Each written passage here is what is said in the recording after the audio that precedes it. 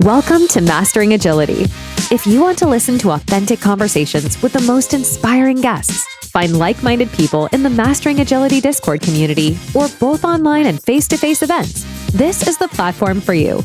Grab a drink, sit back, and join professional Scrum trainers Sander Dorr, Jim Sammons, and their guests in an all-new episode. Welcome back to the ScanAgile episodes. Today, we've got a truly special guest, Osita Ifezue, in the studio. Osita is a storytelling strategist who helps Agile teams and organizations unlock the power of narrative to drive real impact. He's worked across startups and enterprises, showing how stories, when structured right, can connect people, shape culture, and even boost the bottom line. We're diving into why storytelling is one of the most powerful tools that most companies aren't using, how brands like Apple, IKEA, and Lego do it so well, and how you can start using story to shift the status quo, align teams, and turn customers into die-hard fans.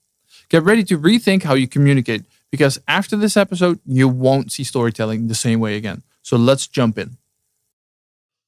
Osita, thank you so much for joining us. How are you? Thank you for having me. I'm all right. It's been a long day with the conference. And yeah, we met down at lunch. I'm excited. What was your session on today? Strategic storytelling in Agile teams.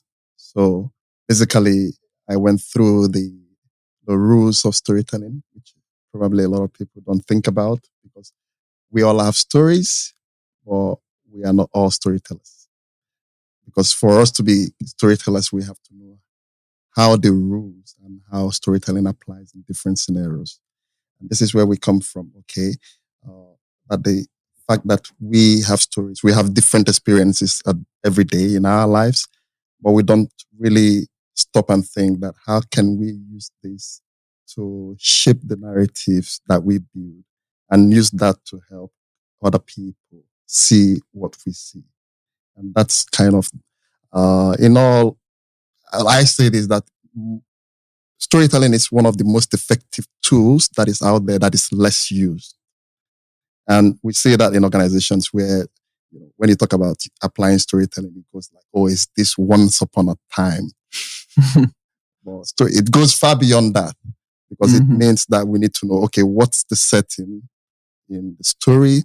That's the time, the place it happened, the characters in the stories, the location, what is the plot, the tension, the conflict that comes into the picture, and what is the lesson. So when we know these three things, then we're able to be good storytellers. And that's why you might listen to someone speak and you say, what's the essence of that story? Because they've not actually applied the rules of storytelling in that conversation. And that's where we kind of built it. And I was giving an example of how Lego, IKEA, Nike, they've all implemented that rule and how that has worked out for them. So what's something practical? Like, when's a time that you might, as an Agile practitioner, use this storytelling skill? Like, is there a certain place you recommend people get started to kind of like build this habit? Yes. And this is where, someone like me comes in, who is a storytelling strategist, who would help you understand what and how to apply it in different scenarios. Because if you think about storytelling, it applies basically everywhere in our lives. It's something that has outlived civilization, in most civilizations, in the way that, if you think about the hunter-gatherers, how did they warn of the invasion that was coming in to people who have never seen that happen? So they had to find a way to shape the message so that those listening could say, hey, okay, this is fire. It's dangerous. We've not seen it. Or people are coming in to attack us. We've not seen them. But based on what this person is saying, I can picture that. So this is where it comes in organizational setting, where you think about most companies, what they think about is how to save time, save money, and focus on the customers more. But shifting the status quo is the goal. Basically, challenging what is on ground and see ways to better it. So when you think about applying this in Agile teams, how do we then borrow on every information that we have out there, the data? A company might say, okay, last year we did 100 million in revenue, and they show you the slide and it looks really good. But a more effective method would be, hey, Sanders was a customer that we had last year. He bought our product. He loved it so much. And he told Jim about it. And Jim also got on our product. And what happened was there was a multiplier effect. If you think of these two scenarios, you would see which one is more impactful.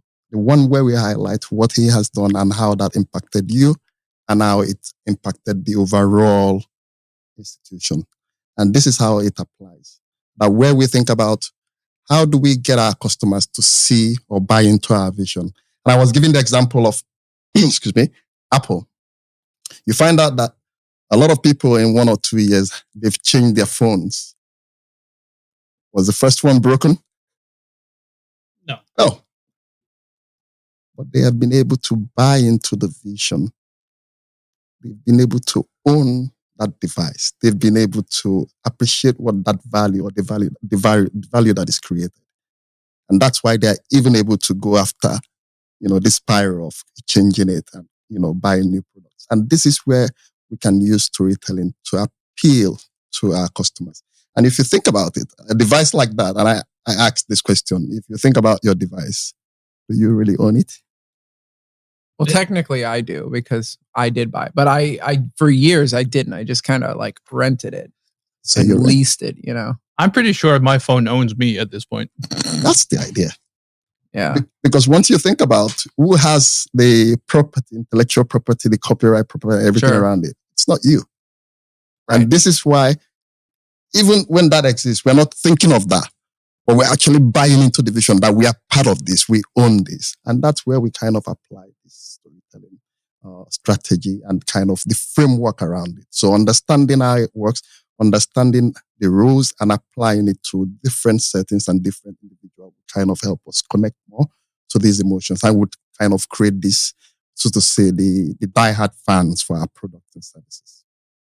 So how would you start applying that? I totally agree with what you're saying, because I think storytelling is one of the most powerful things we can do in order to sell the products to our customers, especially in the hardcore ones, and create more of a fan base. But where do we start with doing that? Because like you said, like storytelling often feels like once there was a blah, blah, blah. But where do we start then? Like once there was a customer who was, fiddling on his phone, and then what? Like where do we start? So where we start, for example, I have this framework that I've created called the storyboard backcasting. What it does, it actually shows basically like the agile methodology, where every process we account for what has happened in those processes. So for example, a business starts with the business problem. But before that, what happened? Something happened that triggered you to think about that as a problem.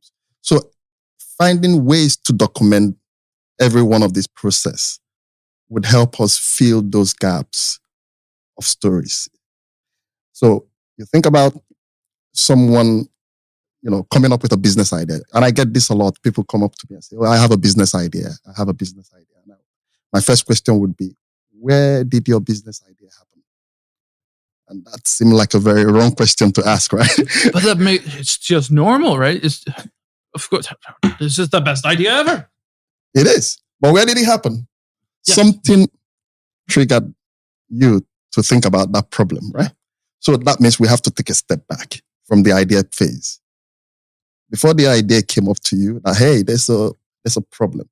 And before the problem, something happened, which is the origin story.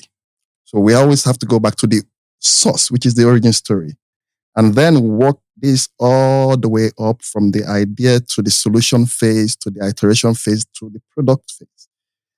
And when we are able to connect the origin story to our product or service, then we're able to get customers like the Apple customers. We're able to be the diehard fan for our product or service. So then there's this loop, what I call the origin story loop, where you are not able to differentiate between your origin story and the product. And that's where people embrace it. And this framework, it's been applied in many settings. For example, IKEA applied this, because when we think about IKEA as a company, they started selling, products from catalogs. And what happened? There was a cartel that was disturbing the whole market at that time. And they actually thought about how to overcome this. They went about setting up, factories in Poland, thinking about the flat fix whereby you are able to, not the big showrooms anymore, but there was a connection from the warehouse. So the showroom and the warehouse wasn't far. And it was easy to move, fixed at home. So this whole model came from the idea that they studied, okay, what do the customers want and how can we solve this problem? So applying that in every aspect of their business model kind of helped them connect. And that's why they became the very brand that they are. Lego was also an example of this.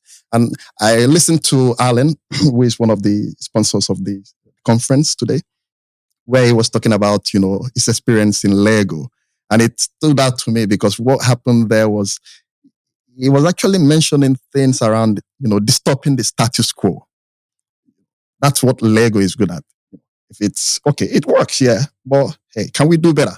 If we can do better, let's go for it.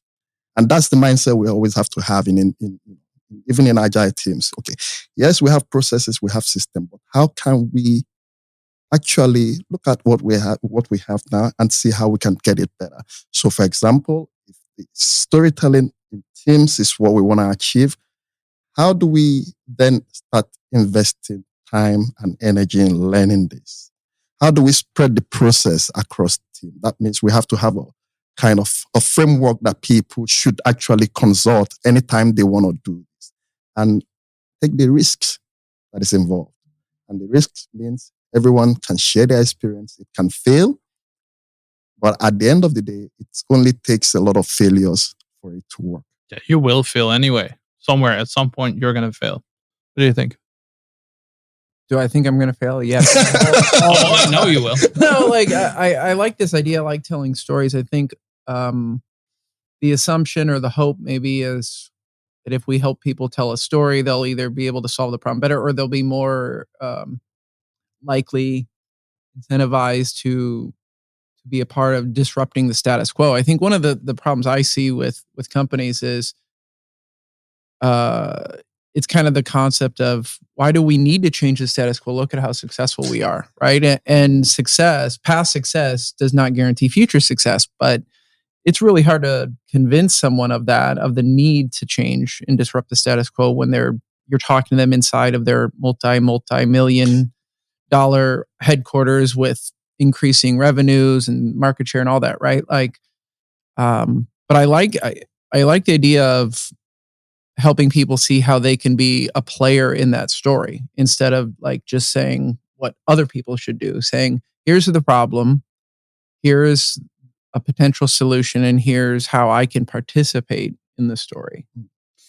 Yes, but it does require that we as an organization, both as a product organization, but also as teams, that we want to invest the time into truly figuring out, doing the proper discovery to figure out if the problem that our customers are saying that they're facing are actually the problems that they are facing.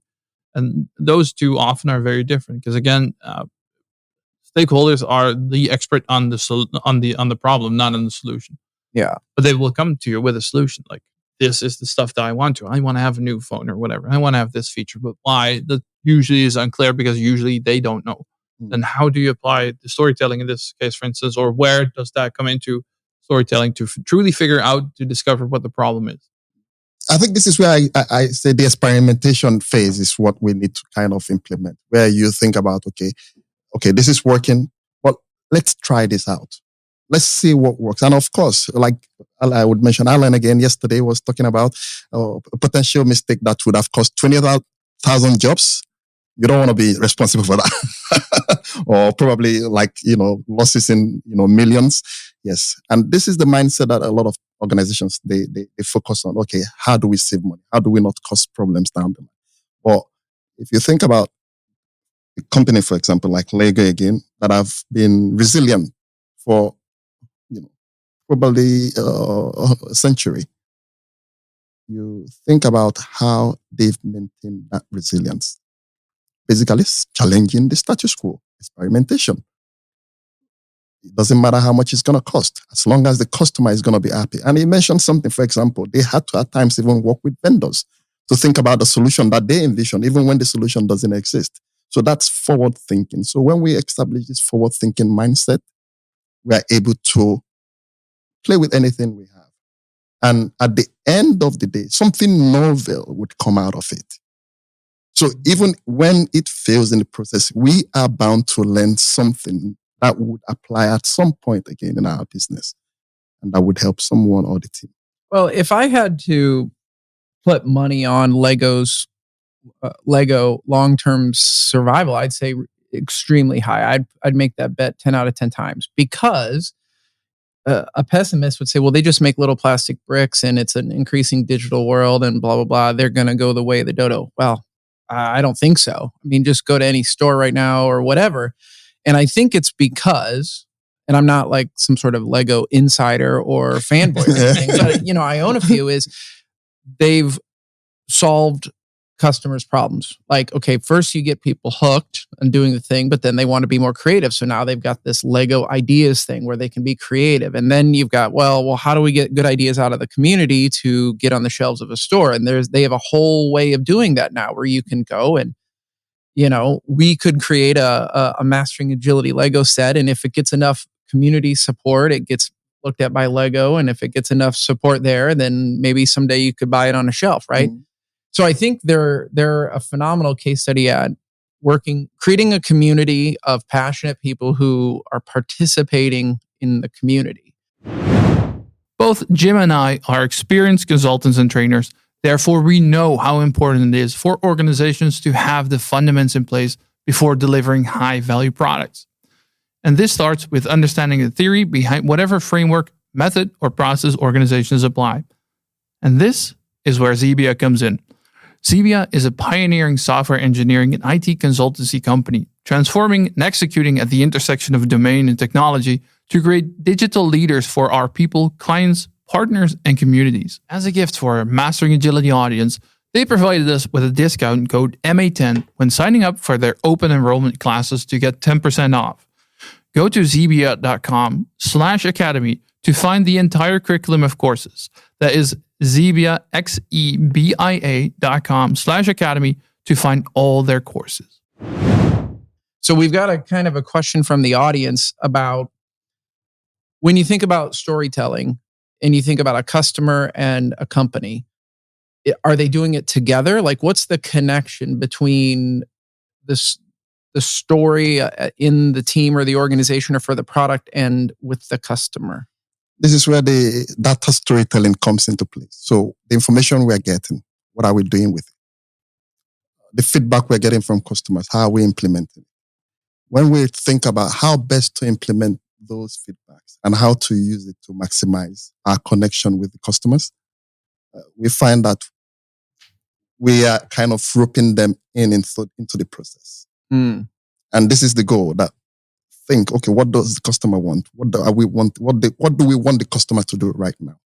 And I think this draws me to the Michael Porter's definition of what strategy is, which is when we think about strategy, it's basically, what am I not going to do to achieve operational efficiency, even though I can do it? So when we think of that as a play kind of tool, it helps us to find a way to kind of rope in these ideas from customers and be able to differentiate from our competitors. Because basically, if we have been able to do this, then we get that automatic feedback and, people get roped into whatever we're selling. And that's why, anything sells as long as we are able to package it in a way that it connects to the audience. So it's still about thinking, how do we optimize operational efficiency? Yeah. And how do we differentiate ourselves from our customers? What are we not going to do, even if we can do that, to achieve the best results? And when we know this and set up a process to kind of document it and make sure that it's seen, and this goes back to the training on having a strategist come into, okay, how do we apply this across board? That's where we kind of are able to have the best result in the process. When you and Ryan were writing Solving for Value, we're sitting in front of a stack of books. A belief that I hold close is a lot of organizations don't want to show people this feedback loop that you're talking about. Like they don't want to say, here's what we did, here's the feedback we got, and here's how we're using it. And I think the best companies do. And but when I ask people, why would you not share that with your customer? Why would you not tell them why you're asking this of them? Why would you not make your beta process or your beta testing more visible?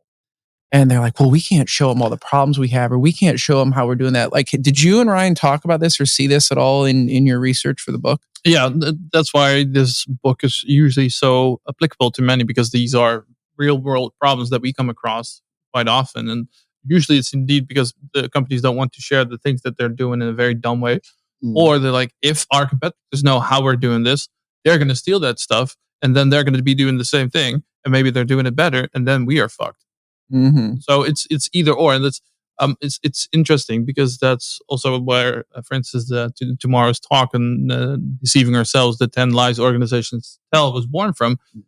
Many organizations, we were just talking about this prior to the recording, they pretend to live in this Instagram picture perfect world where we cannot say that we've done something wrong. And you keep up these very comfortable illusions, and it feels almost comfortable and it sounds right, but ultimately you're just hampering your own progress just because it feels so comfortable. You don't really have to change, right? Yeah, I think that the confidence to share more and more of your process comes with success, right? Like if I was in a dog eat dog world and fighting for market share with competitors, yeah, I might not want to make some of my less than stellar things public. And there could be some very real, competitive intelligence or whatever. But I think maybe not. Like it being more genuine in telling your customers, hey, we need your feedback to make the product better, and here's how we're going to use it. That could be the thing that starts to win market share. Yes, and that's from Teresa Torres as well, from Continuous Discovery Habits. You got to put something as an incentive for people as well to contribute their feedback. Because often people don't realize how valuable that their feedback is for the success of their own product. Like they ask something from you, basically it's being presented in a shape that says, I'm going to dunk this over the wall now. You go figure. I'm going to go there and I'll wait for you to make this right. I'll wait for you to fix this, and only then you can talk. But it's going to be a relationship. We need our stakeholders to figure out what this solution is going to be. And I know you got a problem. I have the skills to fix that, but let's make that a continuous conversation to get to that point. Yeah. And that is where you need that story. Like, how does the request that you now bring me align with the story that we try to create? Yeah, and this is also something to think about. That it's okay to be vulnerable. Vulnerability is actually a strength. Yeah, and this is also what organizations should think about. Okay, even when we are projecting vulnerability, how are we showing that this is our strength? And this is where you think about, still the road less travel, which is storytelling is one of the most effective tools that has existed over time. Yeah. But it's the least used in corporate settings. So, which leads me to another audience question here is, do you see companies or organizations paying for this as a service? Or like what type of objections have you heard for someone hiring you, or even in any way investing in this type of idea? Still maintaining the status quo, because this is always the thing that when we think about organizations, they think in terms of money, how it's impacting time, the speed of this happening. So if it's going to be a process where we have to disturb what is on ground and the daily functioning of our organizations, probably it's not now. Let's deal with it later. But this could be applied incrementally. We could do it in various phases where we start thinking, okay, what's the company's value? Why did this business start in the first place? And try to help everyone come on board with that. And this is something that you don't see in a lot of organizations. I've asked these questions many times. What is your company's strategy? And you go like, okay, I don't know. I just go to work 9 to 4 and that's it.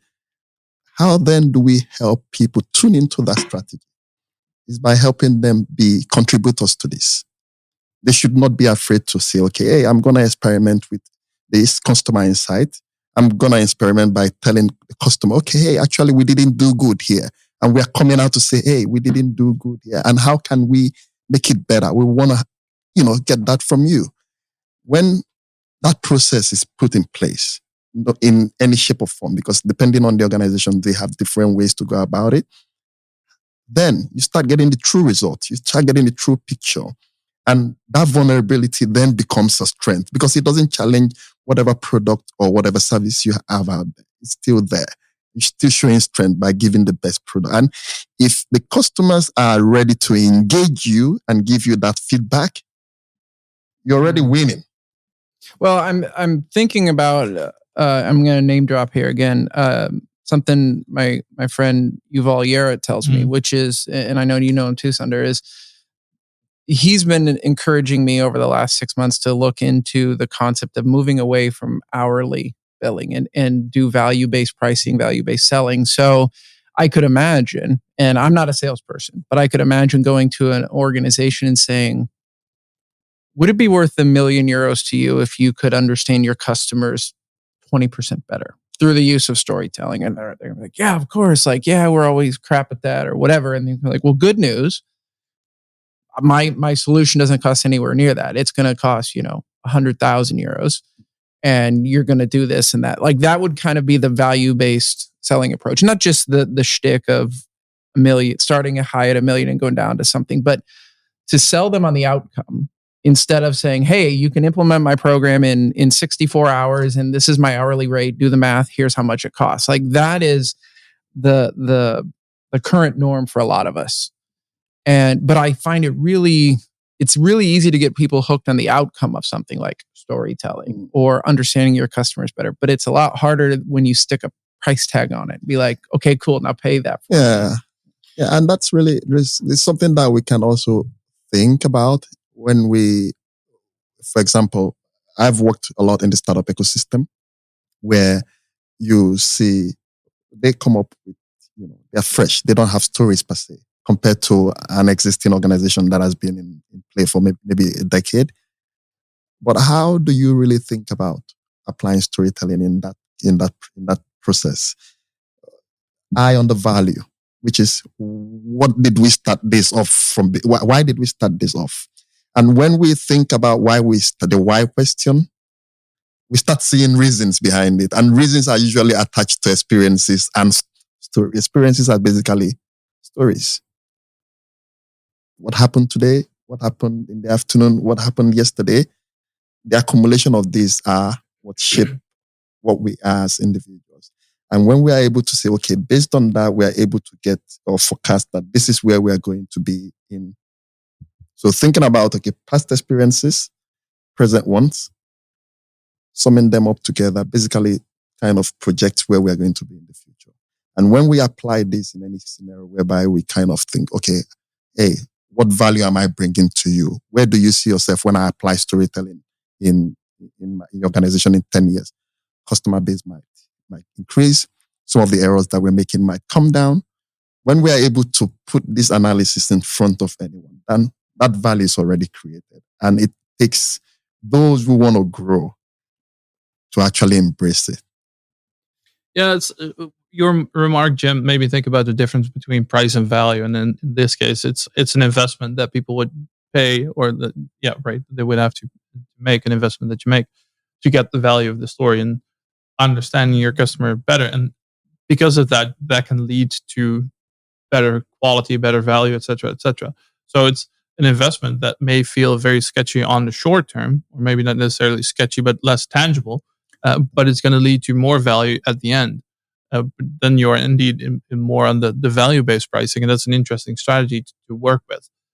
How would you approach that? How do you approach organizations like, this is my value perspective, this is how we think we can get there. Do you want to be on board with me? It still goes back to we as a company. What was our original vision of coming here? Why did we get into business? Always still having that in the back of the mind and not be so profit driven, which is something that is very hard to say, especially when we think about most companies are out there to make money. But when we think more from the consumer's perspective, how am I changing how am I changing this person's life? How am I creating an additional value to what they have? Then we would then start seeing ways that we can apply this. Yeah. Well, another question from the audience. A bunch of us just came out of a workshop on visualizing things, right? Visual Agile coach with the great Ben and Alina. And so is there a visual component to this storytelling? Because, well, I'll stop there and ask, like, is there a visual component to this, or is it enough to have good conversations and maybe take some notes? Good question. Yeah. There's a visual composition, because, we think, for example, we think in stories, we even dream in stories. We picture things better. You've seen my dreams. And when we think about how to apply this, we want to think of you the last time you stepped into a presentation where there were a bunch of numbers, graphs, chart, and the person starts presenting. What happens in that process?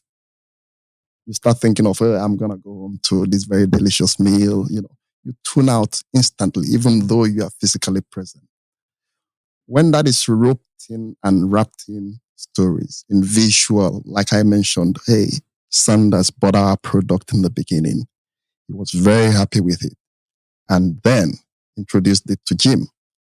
And he, latched onto it. And hey, that's how we've been able to grow to this point.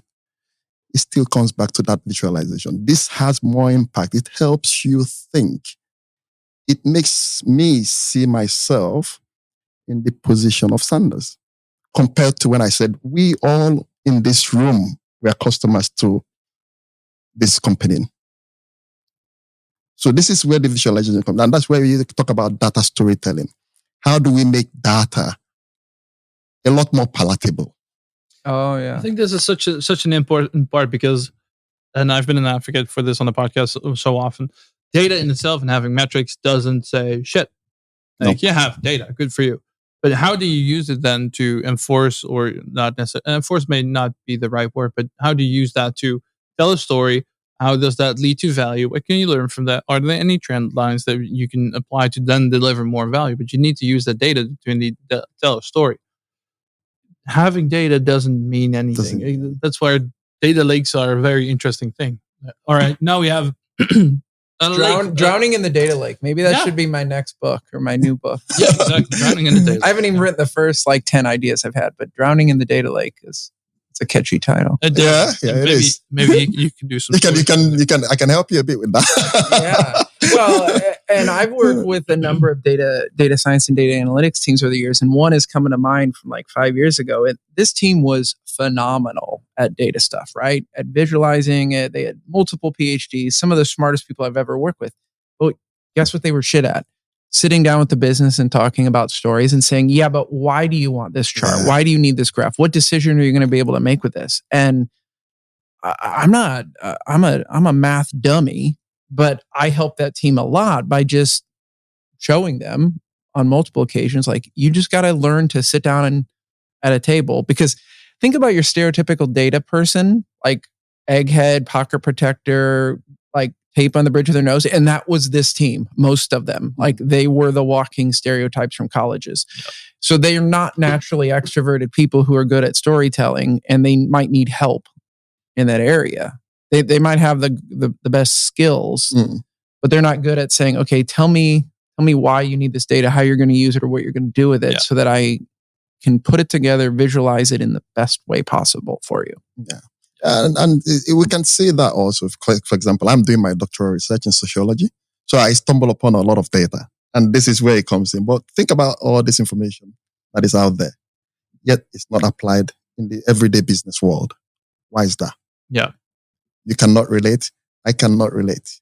Only people in that sector can relate. Yeah. Yet there are a lot of information. I saw somewhere where this man was talking about the iPhone. that actually, if you think about who made the iPhone or who created the iPhone, what would be your answer? An engineer at Apple. It's an industrial designer like Johnny Ive and a couple other people, right? So, but you think about the research that went into this and how this has lost in the process. It's lost in the process.